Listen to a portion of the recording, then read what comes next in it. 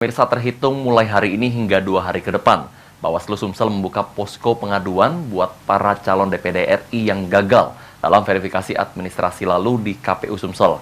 Sejauh ini disampaikan oleh Koordinator Divisi Hukum dan Penyelesaian Sengketa Bawaslu Sumsel, ada 2 nama yang telah mengajukan gugatan ke Bawaslu.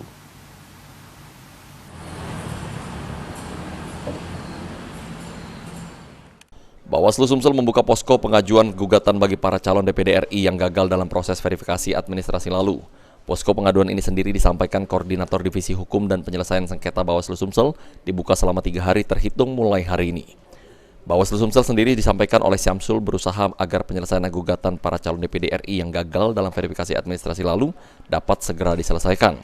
Sudah siap ya, loket sudah kita siapkan, kemudian petugasnya sudah kita siapkan, tempat mediasi dan adjudikasi sebagai proses sengketa itu juga sudah kita siapkan, sarana prasarana, panitranya, sekretariat Bawaslu sudah standby dan sudah siap untuk melaksanakan tugas sebagai sebuah kewenangan yang diberikan oleh undang-undang ini.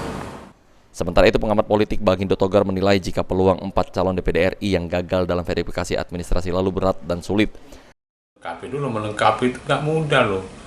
Saya bilang tadi, 20% dari 9 kabupaten kota sebarannya itu mereka harus lengkapi, nggak mudah. Sedangkan untuk calon-calon itu, meng-cross-check itu sekarang kan model IT, sudah memakai perangkat IT, jadi lebih praktis dan tidak bisa direkayasa. Maka saya pikir mereka itu yang 4 itu, saya pesimis untuk kembali diikut sertakan dalam daftar calon anggota DPD di nanti. Tahapan berikutnya ya. Sejauh ini ada 2 nama yang telah mengajukan gugatan ke Bawaslu Sumsel, namun berkasnya masih kurang. Firman Hidayat, PAL TV.